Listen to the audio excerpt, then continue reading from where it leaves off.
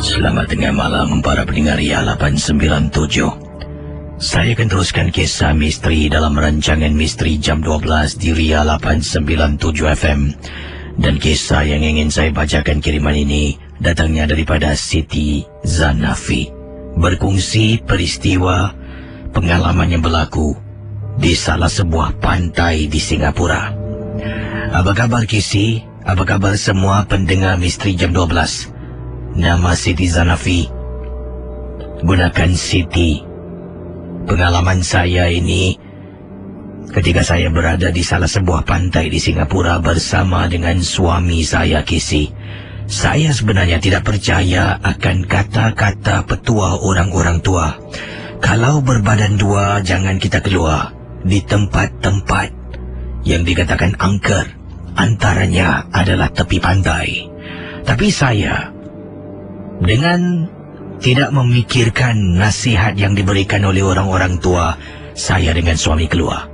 Malah bila kami keluar waktu itu bukanlah pertama kali. Dah beberapa kali keluar, bila balik tidak pernah pun berlaku apa-apa. Rakanan G12.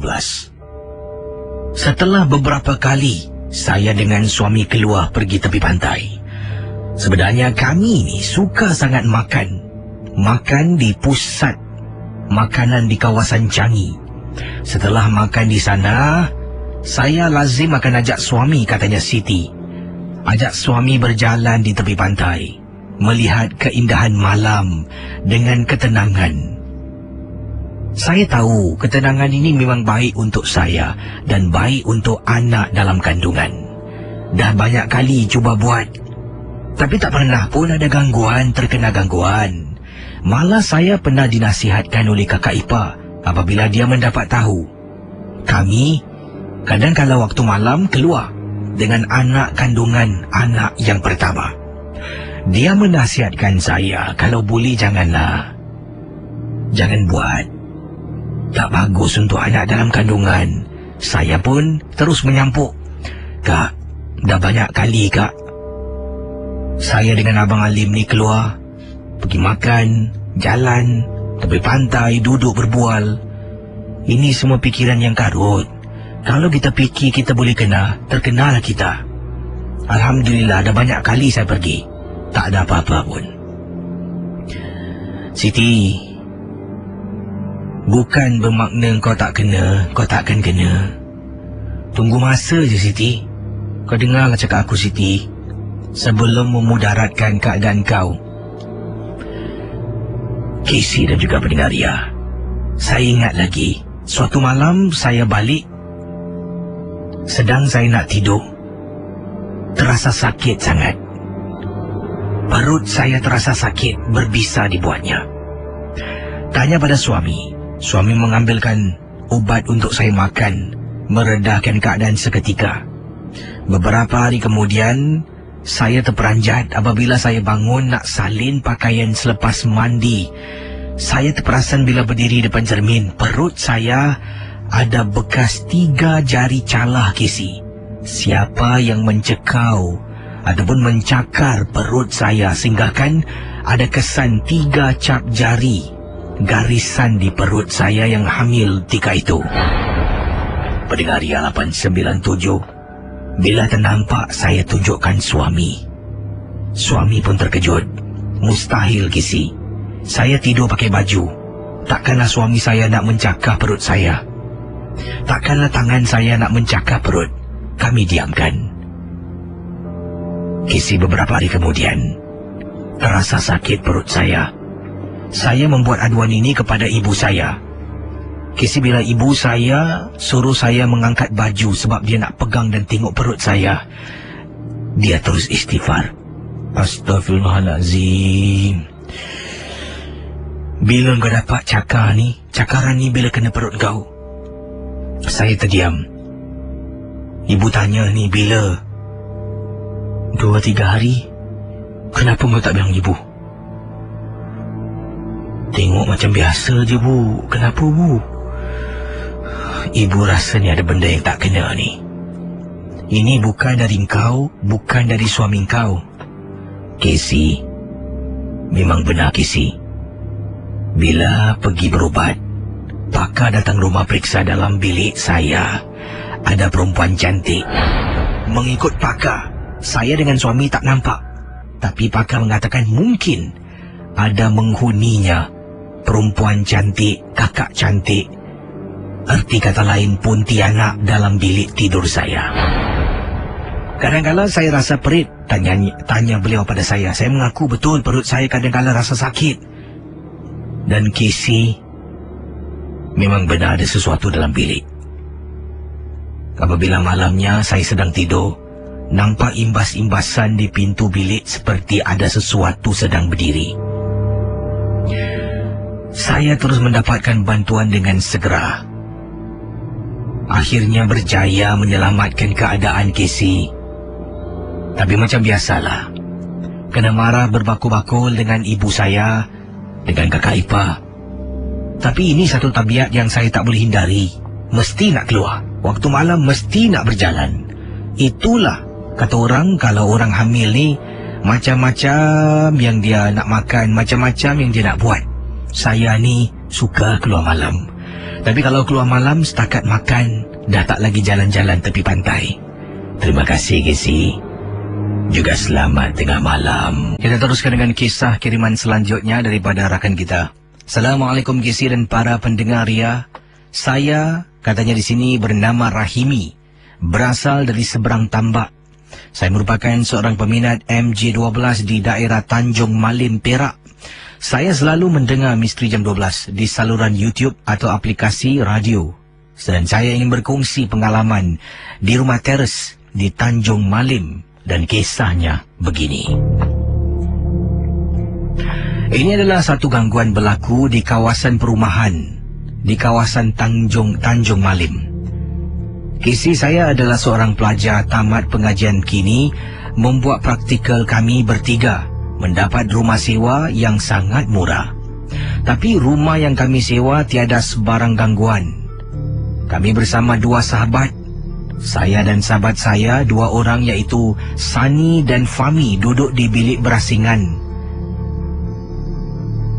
Setelah beberapa hari, dalam seminggu kemudian, setelah menetap dalam rumah tu seminggu kemudian, macam-macam gangguan berlaku. Kawan saya yang bernama Sani dikatakan pernah diganggu di bilik beliau, berhampiran dengan bilik simpan barang ataupun storeroom. Katanya, seperti diganggu. Ketika dia tidur, ada sesuatu yang menarik-narik selimut tidurnya. Dan dia terasa hendak terkucil. Tiba-tiba dia tertoleh di bilik store. Dia ternampak seperti ada sesuatu yang berambut panjang sampai ke hujung kaki. Kelihatan susuk tubuh yang berambut panjang tersebut. Dia lari lintang pukang ke bilik saya. Bilik saya bilik yang tengah. Dan katanya saya pun menegur rakan dalam keadaan ketakutan. Kenapa dengan kau ni? Kata Sani, dia ternampak makhluk berambut panjang yang berdiri di tepi stor. Saya berkata kepada rakan saya, kau ni penakut lah. Badan kau besar pun kau takut. Kasi bayangkan, esok malam pula kawan saya yang bernama Fami diganggu di bilik beliau. Ternampak ada susuk tubuh. Di bilik air, dia pun tidak indahkan benda itu. Apabila dia tidur dan cuba memeluk bantalnya, terasa macam sesuatu berbaring di sebelah beliau. Bayangkan Casey, seperti memeluk sesuatu yang berkafan. Casey nak tahu tak? Dia terus lari juga ke arah bilik saya. Saya tanya kenapa dengan dia, dan dia katakan pada saya tidak ada apa-apa. Malam ni nak ceritakan susah sedikit, nanti besok aku bilang. Fami mula memberitahu saya tentang hal yang sebenar keesokan harinya. Mereka juga memberitahu tentang gangguan yang berlaku di bilik mereka. Casey, bila tiba giliran saya diganggu pada waktu malam, Dua orang hendak keluar membeli makanan. Katanya, Sani, kau nak makan apa? Saya cakap, aku nak makan nasi goreng. Selepas dua teman saya keluar, tinggalkan saya seorang menonton filem seram. Dalam rumah yang dikatakan seram tersebut, tiba-tiba terpandang di dapur ternampak susuk tubuh seorang makcik yang sedang dalam keadaan merangkak menuju ke arah saya, Casey. Dengan segera saya lari dan tutup pintu. Bayangkan, kedengaran seperti ada sesuatu mengetuk pintu bilik tidur saya, seolah-olah nak masuk ke dalam. Casey, kedengaran suara. Ya Allah, Casey, malam yang sekena gangguan, dalam hati saya berkata, ya Allah, tolonglah jauhkan diri aku daripada gangguan makhluk ini. Kemudian dua teman saya pula memberi salam, datang ke bilik saya, melihat saya dengan keadaan wajah pucat semacam. Jadi, katakan di sini, betul cakap kau, rumah yang dikatakan di sini, rumah mungkin berpuaka. 3 orang sahabat termasuk saya, 2 orang sahabat termasuk saya terkena gangguan. Dan saya pun menceritakan apa yang tadi saya nampak. Dalam rumah seperti ada seorang makcik. Kedengaran ketuk pintu bilik. Jiran sebelah berbual dengan kami. Seorang kakak bukan nama sebenar mengatakan, rumah sebelah yang baru kami sewa itu, katanya, rumah adik itu berpuaka. Dulu bekas seorang dukun. Kami cepat-cepat pindah, Kisi. Pindah ke tempat yang lain. Terima kasih dan selamat tengah malam. Baik, kiriman-kiriman selanjutnya. Pendengar kita akan teruskan dengan kiriman email yang saya ingin sempurnakan pada malam ini. Yang ini datang daripada Imran, berkongsi pengalaman. Katanya di sini, Kisi, Assalamualaikum. Waalaikumsalam warahmatullahi. Saya pernah menumpangkan seorang makcik kenderaan saya. Waktu itu, saya baru saja keluar daripada tempat letak kereta di rumah saya di kawasan Sengkang. Bila keluar dari kawasan tempat letak kereta, sejurus nak belok kiri, di tepi jalan, Kisi, hujan dah mula turun. Kelihatan seorang makcik berdiri dalam hujan. Dan hampir-hampir, Kisi, hujan nak lebat. Bila nampak, entah macam mana terdetik hati saya, kata beliau, untuk membantu makcik itu. Saya pun perlahankan kenderaan, tekan hazard light. Saya turunkan cermin. Makcik, hujan ni. Dah pukul 1 pagi, makcik tunggu teksi. Sini susah nak dapat teksi. Lagipun tengah hujan. Makcik tinggal mana, biar saya hantar. Memang saya waktu tu nak balik. Saya dari rumah mak saya menghantar isteri saya ke sana untuk bermalam. Sebabnya isteri saya berbadan 2. Jadi saya keesokan hari, kata beliau, selama lebih kurang seminggu tidak akan ada di Singapura. Maka itu saya menghantar isteri ke rumah mak saya untuk menjaga isteri saya seketika. Jadi bila saya keluar, ternampak makcik ni, saya pun tanya tinggal di mana, saya nak hantar beliau. Kisi mendengar Ria 897. Makcik itu memasuki kenderaan saya dan duduk di sebelah belakang. Saya pun tanya, makcik nak ke mana? Dia mengatakan dia tinggal dekat kawasan Sengkang juga, Kisi. Dia katakan pada saya, dia tinggal di kawasan Riverville. Saya ni dari Compassville. Jadi memanglah dekat, tak jauh sangat pun. Saya pun memandu ke arah Riverville. Sedang memandu, Casey, saya pun berbual. Makcik dari mana? Rumah siapa? Dia pun katakan datang sini nak menjenguk seseorang. Oh, anak makcik ke? Dia diam. Tak apalah, saya pandu. Kemudian saya tanya, makcik, depan ni macam mana? Nak terus ke belok? Terus saja. Jalan terus, pandu terus. Kemudian, bila sampai rumah makcik ni, dia suruh saya berhenti di luar, tak perlu masuk dalam. Cik, hujan, Cik. Tak boleh ginilah, tak apa. Kau berhentikan makcik kat depan tu. Nanti makcik turun. Saya pun berhentikanlah makcik ni. Dia pun mengucapkan pada saya, terima kasih. Dia keluar dari kenderaan, tutup pintu dan berlalu pergi. Saya tengok makcik ni jalan perlahan, Kisi. Brigadia 897, cuba anda bayangkan. Bila saya nak memandu keluar daripada tepi jalan tu, saya sempat pandang belakang, tengok mungkin kalau makcik tu ada tertinggal barang. Dan Kisi, makcik tadi yang baru keluar dari kenderaan saya ada tertinggal sesuatu di tempat duduk belakang. Saya pun tekan horn saya beberapa kali nak panggil makcik tu. Saya langsung ke belakang, mencapai tangan saya untuk mengambil satu plastik bag. Tak tahulah apa isi kandungannya. Saya turunkan cermin, kata beliau. Apabila saya turunkan cermin, Casey memandang ke arah luar. Mata saya tengok kiri, tengok kanan. Terperanjat, makcik yang jalan perlahan hilang dari pandangan. Mustahil, Casey. Mustahil. Kerana bila saya nampak barang di belakang, sebelum tu saya tengok dia masih berjalan. Saya rasa dah tak sedap hati, Casey. Meremang bulu rumah saya bila memandang kali kedua plastik di tepi tempat duduk depan. Dari belakang saya angkat taruh ke depan. Saya rasa macam ada sesuatu yang tak kena. Saya tengok lagi kiri kanan. Tak puas hati, saya tekan hazard light. Saya keluar dengan plastik bag mencari makcik tadi. Jalan sana, jalan sini. Tak nampak makcik tu. Macam mana ni barang ni? Balik dalam kenderaan, letak di tempat duduk belakang, tutup pintu, pergi depan dan terus memandu. Dalam perjalanan nak pulang ke rumah Casey, meremang bulu tengkuk saya. Seperti ada sesuatu di tempat duduk belakang. Setiap kali memandu, mesti tengok belakang. Setiap kali memandu, mesti tengok belakang. Daripada Sengkang, saya memandu ke rumah saya, Casey, yang memang jauh. Saya tinggal di kawasan Bukit Panjang. Sepanjang perjalanan, saya kerap pusing ke belakang dan pandang ke belakang. Apabila saya sampai, plastik tersebut saya tidak bawa naik.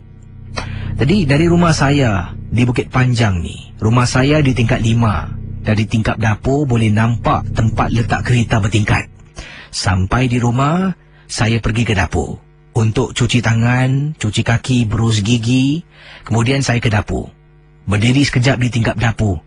Terperanjat apabila saya nampak di tempat duduk belakang kereta saya, Casey, seperti ada orang sedang duduk. Astaghfirullahalazim. Dan saya yakin ini mesti ada kena-mengena dengan bungkusan plastik yang tertinggal. Keesokan harinya, sebelum saya berangkat pergi ke seberang untuk bertugas selama seminggu, saya periksa kenderaan saya, masih ada lagi bungkusan plastik. Saya angkat bungkusan itu dan terus buang. Casey, saya tak pasti siapa yang saya tumpangkan. Tapi apa yang saya pasti, benda tu mengganggu saya, Casey. Terima kasih. Selamat tengah malam. Saudara, kiriman selanjutnya yang ingin saya bacakan ini datang daripada seorang pendengar yang kirimkan mesej kepada saya daripada, kejap mana pula tadi ada kat sini, hilang pula. Ini dia. Daripada siapa ni, Zali katanya. Assalamualaikum Casey. Waalaikumsalam warahmatullahi. Saya ingin berkongsi satu pengalaman yang berlaku. Saya ni bertugas sebagai pengawal keselamatan. Jadi ketika itu saya adalah budak baru, Casey. Dan sebenarnya budak baru ni macam-macam benda lah kita perlu belajar dan kita tak tahu kan. Jadi di sana pun ada seorang pakcik lah, otai lah, orang lama ni yang dah bertugas menjaga bangunan yang disebutkan ni bertahun lamanya. Jadi sebagai budak baru, saya harus mendapatkan arahan dari beliau lah, nak buat apa dan sebagainya. Jadi hari yang pertama saya, pakcik ni Casey telah pun menyuruh saya buat clocking. Saya sebenarnya telah pun disuruh oleh majikan. Yang saya tahulah untuk buat clocking. Tapi bila pakcik ni menyuruh saya buat clocking sampai tingkat 4, dia kata tingkat lain tak payah, terus naik tingkat 4. Dan kat tingkat 4 ujung tu ada clocking point. Suruh saya pergi ujung dan sampai sana tu baru saya turun balik dan buatlah ke checkpoint yang lain, kata beliau. Jadi di sini katanya, kata Zali, saya pun melakukanlah dan pakcik ini membuat checkpoint ataupun membuat clocking yang pertama, ya. Saya membuat clocking yang kedua. Jadi yang pertama ni harus dilakukan sekitar pukul 9 malam, yang kedua harus dilakukan sekitar 12.30 malam. Kemudian dia setiap 3 jam satu kalilah kena buat clocking. Jadi saya pun buatlah 12.30. Dia kata mengarahkan saya untuk naik tingkat 4 dan sebagainya. Jadi saya pun naik lift, Casey. Naik lift, naik ke tingkat 4. Bila pintu lift di tingkat 4 terbuka, saya terperanjat. tingkap 4 gelap gelita. Saya pun walkie balik lah dekat guard room. Saya tanya, Cik Man, saya ni dekat tingkap 4, gelap ni, ada tak lampu boleh buka? Kata, mana ada aku buat clocking tingkap 4 buka lampu. Kau penakut lah, kau jalan terus saja clocking point kat sana. Kemudian dia terus matikan walkie lah. Saya dah takut Casey. Saya berjalan menuju ke hadapan. Saya ternampak Casey, ada orang masuk tandas. Seperti sekali imbas lah, seseorang masuk tandas, pintu terus tutup. Jadi saya pun menuju ke arah tandas tersebut. Saya tolak pintu tandas. Tandas tu gelap Casey. Takkan orang masuk tandas gelap-gelap? Saya pun bersuara lah, Excuse me. Excuse me. Excuse me. Casey, tiba-tiba saya dengar suara. Hello, don't play, okay? Hello? Suara garau menjadi kuat Casey. Saya lari lintang pukang pergi ke lift, turun bawah tercungap-cungap Casey. Kemudian Pak Man yang berada dalam guard room terbahak-bahak ketawakan saya Casey. Bayangkan pendengar Ria 897. Pak Man terbahak-bahak ketawakan saya, melihat saya yang dalam keadaan takut dan juga muka saya memang pucat. Saya pun kata pada Pak Man, Pak Man kacau saya Tak kelakar Pak Man Dia ketawa lagi Casey. Kemudian saya tanya lagi, Pak Man kacau saya Baru Pak Man bersuara, sebenarnya kau ni budak baru tak tahu. Aku nak kasih kau tahu, clocking dekat sini kalau malam, bangunan tak payah, dekat luar aja pusing. Tingkat 4 tu tingkat yang paling berantu dalam bangunan ni. Siapa yang naik mesti kena. Aku sengaja nak kenakan kau. Saya dah menyumpah Casey. Dah marah Pak Man sampaikan saya rasa macam nak tumbuk muka Pak Man. Casey, saya dengar dengan jelas. Saya tak pasti adakah kedengaran suara garau ketika buat clocking di tingkat 4 tu Pak Man yang kacau saya, ataupun memang bangunan ni di tingkat 4 memang berantu.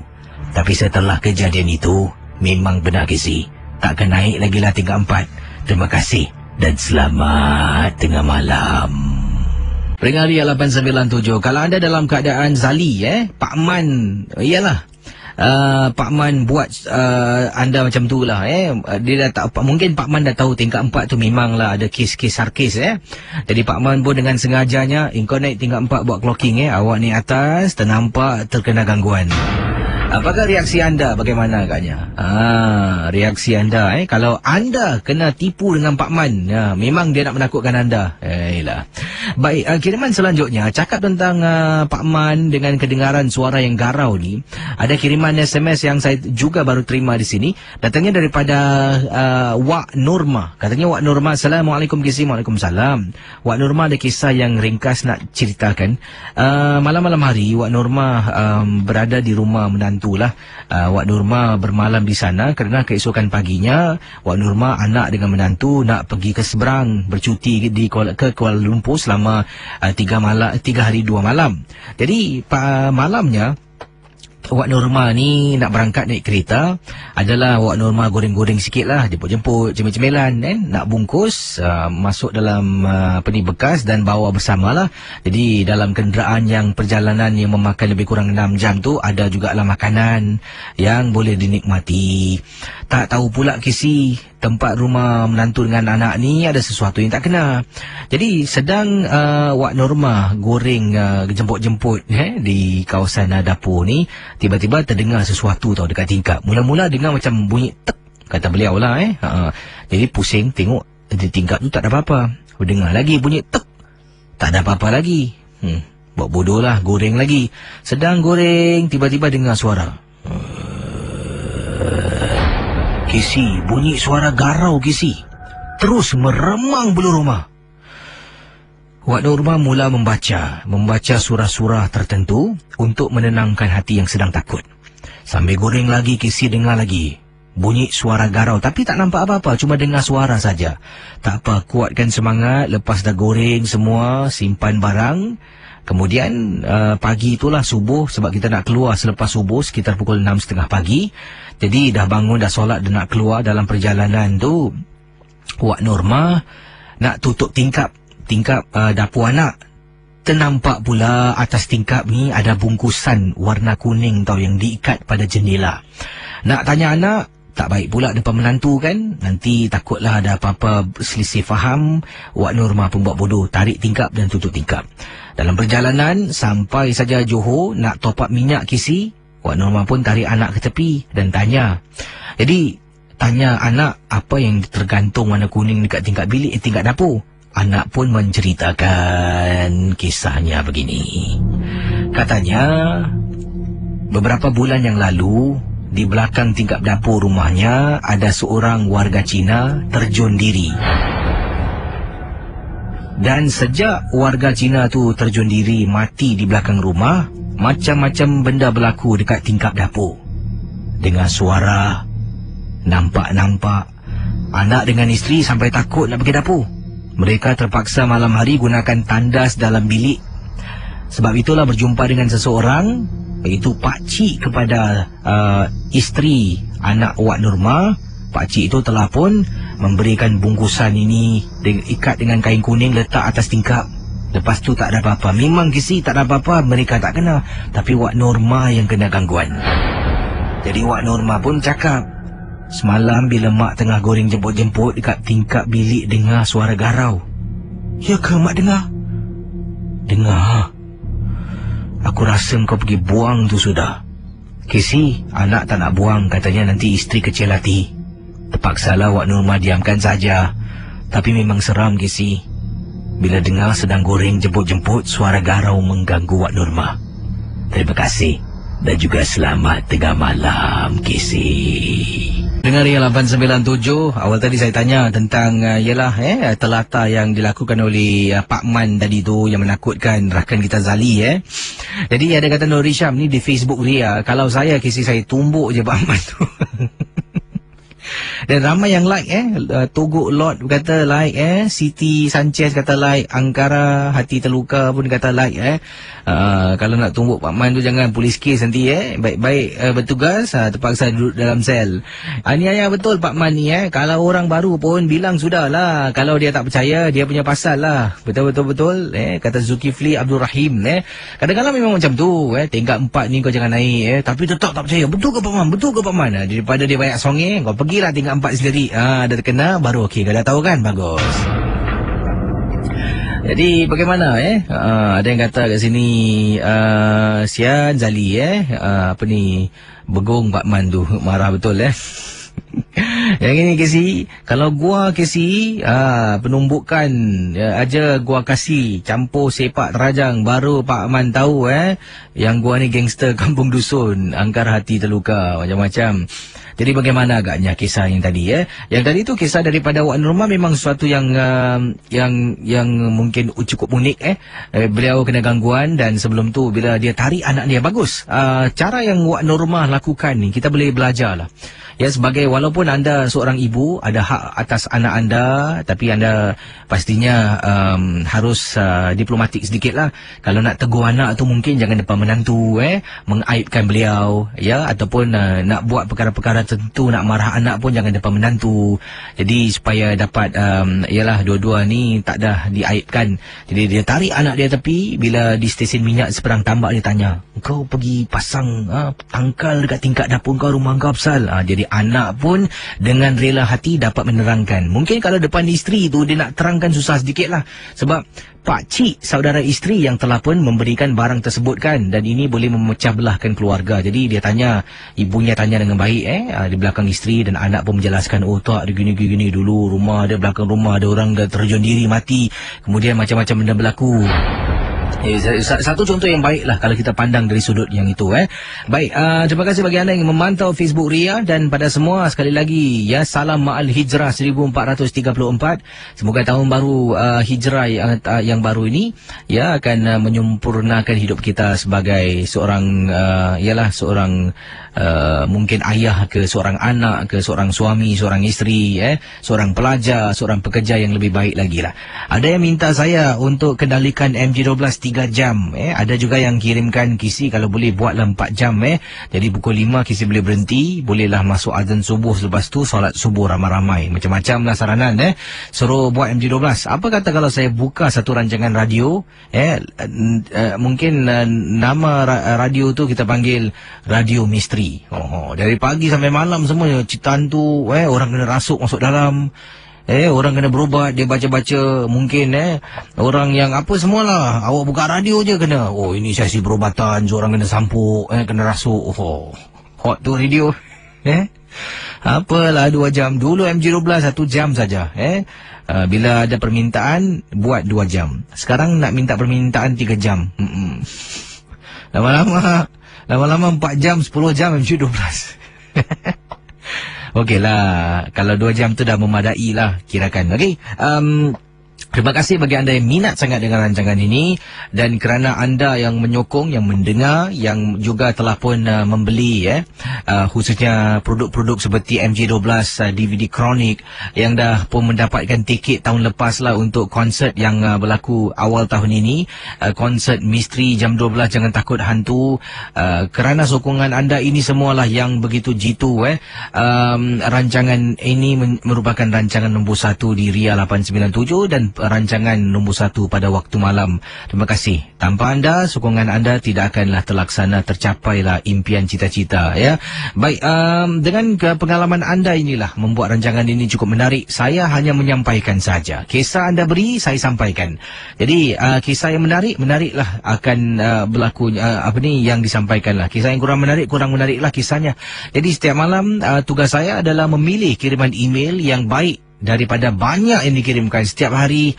Saya rasa mungkin saya katakan ratusan email saya terima. Bukan saja, saya rasa pendengar Misteri 12 dah pun berkembang dari Singapura, dah sampai luar negeri. Ramai yang mengirimkan email, mendengar melalui aplikasi Mi Radio, juga internet radio. Baik, saya akan buka talian 669-11897. Yang ini ada kiriman daripada rakan kita yang kirimkan message kepada saya. Datangnya daripada Azmi. Assalamualaikum KC. Waalaikumsalam. Saya ingin ketengahkan satu peristiwa di mana saya pernah ternampak ada seekor monyet di atas pokok. Ini berlaku di kampung makcik saya, di kampung Parit. Tak perlu sebut. Okey. Tak boleh sebut, awak tak boleh tulis lah. Nasib baik, baca terus. Parit mana, carilah. Baik, di salah sebuah kampung di seberang tambak. Jadi pada malam hari, saya ni sebenarnya sedang berada di luar rumah merokok apabila ternampak seekor monyet sedang memanjat pokok. Saya pun menghampiri pokok tersebut. Jadi inilah kisahnya, pengalaman yang diceritakan oleh Azmi di seberang tambak. Pendengar Ria 897, Azmi berkongsi pengalaman beliau dari kiriman SMS kepada saya. Katanya bila ternampak di luar rumah sedang mengisap rokok, ada seekor monyet yang sedang bergerak lari menuju ke arah sebatang pokok, kemudian terus panjat ke atas. Azmi terpanggil untuk menghampiri pohon tersebut. Saya berjalan Casey sambil mengisap rokok menghampiri pohon itu. Saya mendongak ke atas, mendongak mencari monyet yang panjat pokok. Saya bersuara seolah-olah memanggil monyet tersebut. Tengok atas, lama Casey. Nampak ada monyet tu sedang duduk di atas pokok yang agak besar di hadapan rumah makcik saya di seberang tambak. Tiba-tiba Casey, pakcik saya memanggil saya. Azmi, sini. Jangan pergi sana. Datang sini cepat. Saya pusing tengok pakcik saya. Saya cakap, cik, monyet. Dekat atas. Kemudian pakcik kata, sini. Cepat Azmi. Saya pun jalan, tinggalkan pokok tu. Sambil merokok ni, saya jalan, saya buang dan matikan asap rokok. Kemudian pakcik saya suruh saya naik ke atas Casey. Kami pun duduk. Dia tanya saya, tadi kamu pergi mana Azmi? Tak ada nampak monyet cik tadi panjat pokok. Kat sini banyak monyet ke?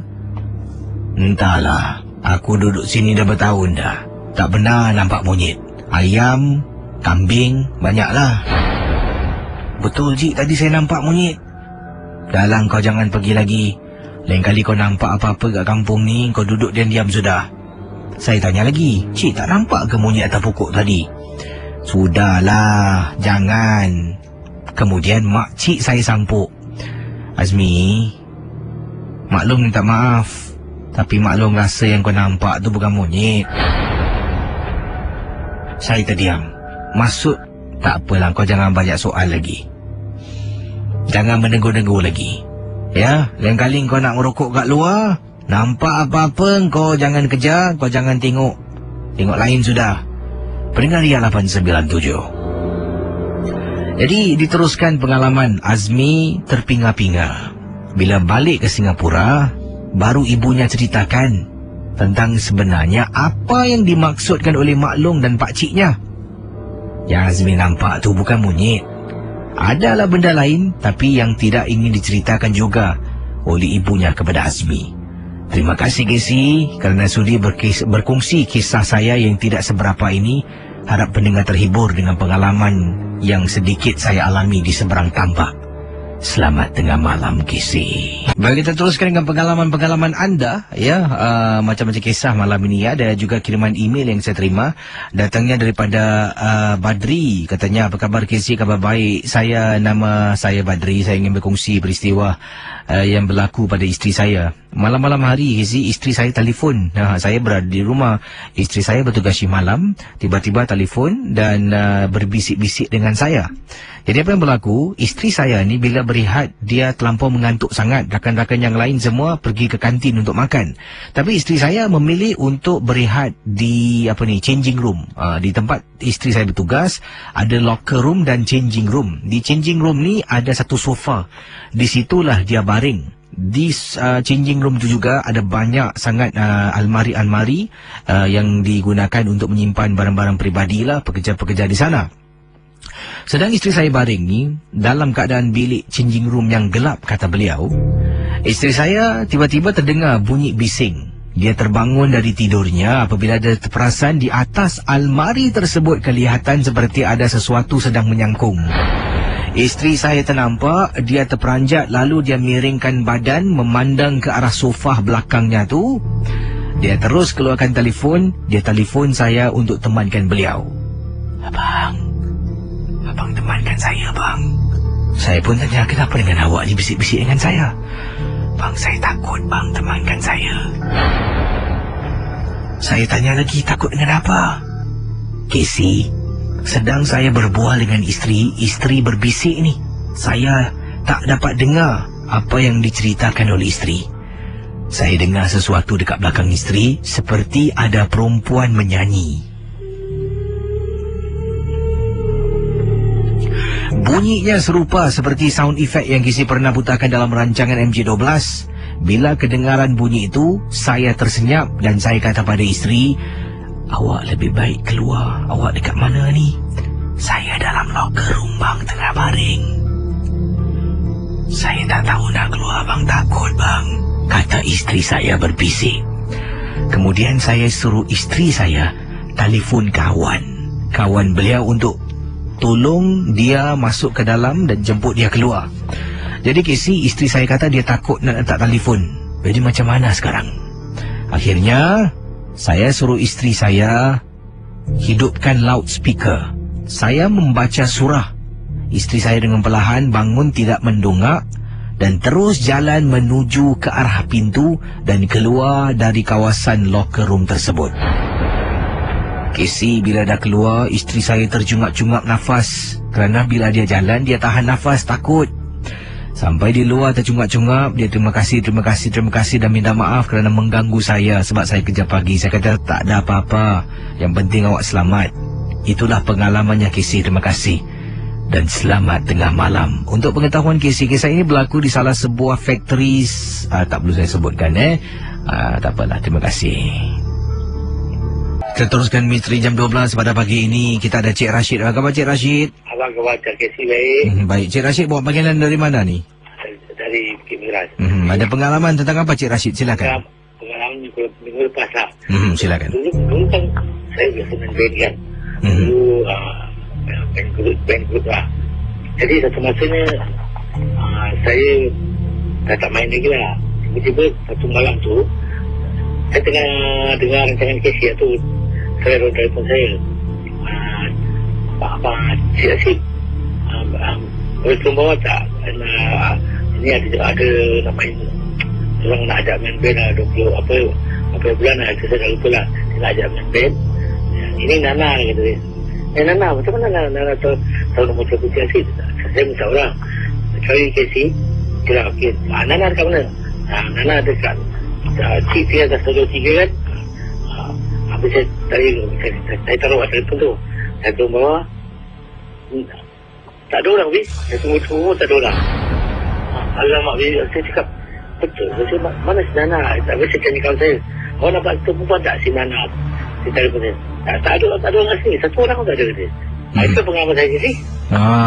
Jadi yang telefon anda tu siapa? Saya tak tahu. Saya kata tak. Lepas tu saya main muzik. Tak pakai main organ kata dia. Tak ada orang nak tanya ni tak ada organis. Saya tengok kat bawah. Saya tengok tak ada orang. Terima kasih Cik Rashid. Sama-sama. Kembali. Baik, silakan 669-11897. Apa khabar Casey? Nama saya Farima. Saya ingin berkongsi peristiwa yang berlaku ketika saya menaiki bas nombor 18. Tak perlu sebutlah Dan waktu itu saya, kalau tak silap saya, bas yang saya naik, kata Farima, adalah bas yang terakhir nak pulang ke rumah. Jadi dari interchange ada 3 orang yang lain bersama dengan saya. Jadi selepas mereka turun, saya lah seorang-seorang, satu-satunya orang dalam bas, termasuklah pemandu bas. Mula-mula saya duduk di bahagian belakang sekali. Dan sedang dalam perjalanan, pemandu bas tu adalah seorang abang Melayu. Kalau tidak silap saya, beliau ni adalah warga negara Malaysia. Setengah jalan, dia berhentikan bas di tepi jalan. Casey, dia pusing belakang. Dek. Oh, Dek. Dia panggil saya. Jadi Farima mengatakan saya pun bangun, menghampiri ke depan. Dan kemudian saya tanya, ada apa bang? Kau jangan duduk belakang, boleh kau duduk depan. Saya pun rasa macam, kenapa abang cakap macam ni? Saya tak nak bercerita panjang, katanya Farima. Saya pun duduk betul-betul belakang pemandu bas. Casey, sedang bas dipandu oleh abang ni bergerak, saya dapat lihat daripada cermin, abang ni sekejap-sekejap tengok cermin untuk tengok belakang. Sekejap-sekejap tengok cermin, tengok belakang. Saya toleh belakang, tak nampak apa-apa pun Casey. Sampai saja bas stop rumah saya turun. Saya turun bahagian pintu depan. Pintu bas tutup, bas pun nak berlalu pergi. Saya baru nak pusing, terperasan Casey, tempat duduk belakang ada orang sedang duduk. Sedangkan bas tu berjalan sejak awal tadi, tidak ada yang naik. 2 orang dah turun sebelum ini dan hanya saya seorang dalam bas. Saya terperasan tempat duduk belakang ada orang sedang duduk. Abang tu mungkin panggil saya, takut saya ternampak. Tapi syukur Alhamdulillah, bila dalam bas tak ternampak, bila nak turun tu terperasan seperti ada sesuatu di tempat duduk belakang. Bas nombor ... Terima kasih dan selamat tengah malam Casey. Macam-macam kisah saya terima malam ini. Macam-macam pemanggil yang ingin berkongsi pengalaman. Dan pastinya saya juga ingin mengambil kesempatan ini mengucapkan terima kasih pada anda yang sudi mendengar MJ12 setiap malam bersama dengan saya. Ya, terima kasihlah banyak-banyak. Ya, satu hari nanti mungkin saya tidak akan mengendalikan rancangan ini nanti. Ya, saya akan mungkin turunkanlah tanggungjawab ini kepada yang lain lah, yang lebih berhak mengendalikan rancangan ini. Mungkin saya akan ditukarkan tugas ya, waktu pagi ke petang ke, tak tahulah, tunggulah bos apa bos kasih kita kena buat ya. Yalah, bukan senang. Tapi walau apapun, kalau ada perubahan dalam rancangan Misteri Jam 12 khususnya kepada mungkin yang mengendalikannya, harap kita menghormatilah orang yang bertugas tu ya. Baik, terima kasih bagi anda dan saya akan jawab panggilan. Apa khabar Kak Ida? Selamat pagi. Khabar baik, Alhamdulillah. Assalamualaikum, Casey. Waalaikumsalam, Kak Ida. Selamat pengantin baru. Terima kasih. Panggilan dari mana ni Kak Ida? Daripada Jurong. Ada pengalaman yang Kak Ida nak kongsi tentang apa ni? Pengalaman yang pasal security kat tu kan. Kak Ida pun dulu pernah kena. Tapi ni bagian hotel, bagian ballroom, Casey. Oh, jadi anda adalah pengawal keselamatan? Bukan. Kita bagian ballroom, bagian... Anda bertugas di hotel? Di hotel ballroom. Silakan. Kita bagian ballroom macam orang nak bikin wedding ke bikin function ke apa kan. Kak Ida baru masuk kerja kat sana, dapatlah bagian banquet kan. bagi-bagi kerja. Sekali tak pengen kerja dengan berkerja lah nak. Dan dah habis kerja, dia orang bikin dinner. Bikin Cina wedding lah, kahwin kan. Dah selesai lah. Habis pukul 12 tadi. Kita nak bersihkan table, Lady Susan semua nak kemas lah. Jadi tak tahu kan tempat yang ni kat dapur dia, bagian kitchen dia tau. Tempat dia langsung. Jadi kita orang baru kena bodoh-bodoh. Kita orang buat lah apa yang dia suruh ni, kita bikin. Tak tahu lah sekali yang dia punya incharge ni, dia kena kita macam captain ni, kita panggil nama dia Alung lah. Dia lelaki kan. Dan Alung ni dia suruh saya suruh Kak Ida pergi belakang. Dia kata okay, you bring keep table lah, macam dia mixer ni jadi Susan ni, pergi simpan kat belakang. Dia kata okey lah, aku simpan lah dalam 5 tu roll dengan satu orang dua orang kat sini. Sekali pergi saya buat Cina tu tinggalkan kakak dekat dalam bilik tu. Tinggalkan lah, tinggalkan lah. Kita bawa simpan. Sekali dia bunyi tau. Bunyi itu kan bunyi tikus. Ya, macam nak tikus lah. Tapi hotel dekat Liver Valley kan, hotel standard gini tak ada tikus kan. Tak apa, simpan. Sekali tak bisa nampak satu kain tu. Kain tu macam tabi kan. Tabi tu simpan. Kenapa tabi ni goyang tu? Bodoh kan. Nak cepat yang kerja dia, nak tukar uniform, nak hantar kat bawah semua, nak ambil kupon ni kan. Nak kerja transport balik kan. Sekali masuk balik, katanya supervisor ni lah, okey, kau ambil naik chain yang diorang dah pakai kan. Naik chain ni kau taruh kat belakang. Taruh kat belakang naik chain ni dah taruh. Tadi taruh kat tepi bako lonti yang besok pagi diorang hantar cuci tu kan. Tak taruh kat situ tau. Kenapa benda ni goyang lagi tau. Tadi dia cakap okey dah, dia tu tutup lampu. Kali kat dia tengah anak-anak lampu tu mati sendiri tau. Tutup sendiri tau. Tutup sendiri terus menyangkut kat situ. Pakai semua anak tu menyangkut. Pekit apa sekali.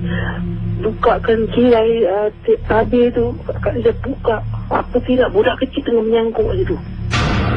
Budak tengah menyangkut tau. Alamak kat situ. Pekit kat situ. Pekit apa. Merangkak dengan baju banquet, dengan baju uniform dia, dengan kasut tinggi, merangkak dapat berjalan, merangkak pergi kat ballroom. Sampai kat ballroom saya kat dia punya supervisor yang captain tu, dia ketawa, dia senyum tu kat dia bikinan dia. Tapi kan ada dulang tray yang kena coklat tu, dan kita tengah angkat gelas di dulang tu, dulang tu kat dia ambil, dia swing kat muka dia. Dia cakap dengan dia, kau ambil ni pulang, dah swing kat muka dia, dia tukar baju, campak baju dekat lundu bawah. Dia cakap dengan dia, kau bikin orang macam ni lain kali, besok nanti kau punya turn tu. Dia turun, dia cakap dengan dia, besok kita nak datang kerja, kita nak ambil booking. Kau macam sini, tak nyanyikan orang. Habis turun bawah, swing tiga bawah cakap, adik dah kena. Bukan dah kena, sebenarnya tak pingsan. Cakap dengan dia, kalau pingsan ni, buat apa? Dia turun bawah, besarnya supervisor naik, Simon dia cakap, kenapa? Cakap dengan nasib baik aku letak dia dengan dulang, aku tak letak dia dengan gelas. Kalau aku letak muka dia dengan gelas, nanti dia duduk situ lagi. Daripada dengan muka dia, ini kali dia ambil orang. Kita ni bekerja, cik rezeki yang halal. Bilang lah tempat tu, rupanya dia dah tahu dia tak kenakan orang. Dia cakap dengan dia, kau dah tahu kenakan orang, kalau kena orang lemah semangat, tu meninggal. Dengan kau kira aku badal ni. Budak yang budak tu dia sebat kat muka dia. Kau puas hati. Esok pagi dia MC. Sini tak bocor kalau dia. Terima kasih kepada Kak Ida. Terima kasih. Kembali. Baik. Waalaikumsalam warahmatullahi taala wabarakatuh. Garang betul Kak Ida tu Dia sampai rembat kawan tu. Baik, kita teruskan dengan pengalaman-pengalaman anda. Yang ini kiriman yang saya ingin bacakan ada daripada rakan kita yang kirimkan email kepada saya. Sebentar Tadi ada pula email kat sini, mana pula hilang. Ini dia. Katanya, apa khabar Casey? Khabar baik. Saya adalah seorang pendengar setia Misteri Jam 12. Saya baru saja gemar mendengar rancangan ini secara live baru sebulan lebih Casey. Sebelum ni hanya mendengar menerusi saluran YouTube saja. Sebenarnya saya tak tahu rancangan ini adalah rancangan radio. Sampaikan seorang kawan memberitahu saya, dapatlah dengar daripada internet. Tapi kadang-kala dengar melalui internet ni boleh buat saya darah up, sebab kadang-kala buffering dan terputus-putus. Walaupun syabas kerana dapat menarik perhatian saya, seorang pendengar yang jauh dari Putrajaya. Wah, jadi beliau berkongsi pengalaman. Waktu itu saya sedang berada di mana ni? Oh, di swimming pool kawasan kondominium yang saya tinggal. Jadi sedang saya duduk ni saja-sajalah merelakskan diri saya, sambil tu saya dengar MP3. Di sana ada memang tempat baring tau Casey. Jadi memang kita tidak dibenarkan mandi di kolam renang selepas pukul 9 malam. Kalau nak mandi sebelum 9 malam boleh kita lakukan. Jadi saya hanya bawa MP3 dan baring dekat sebuah kerusi baring untuk menikmati malam yang indah. Hari itu merupakan hari Jumaat, dan lazimnya hari Jumaat ramai penduduk kondominium tersebut akan keluar makan malam bersama dengan rakan-rakan, saudara dan sebagainya. Jadi agak sunyi sedikit kawasan kondominium saya.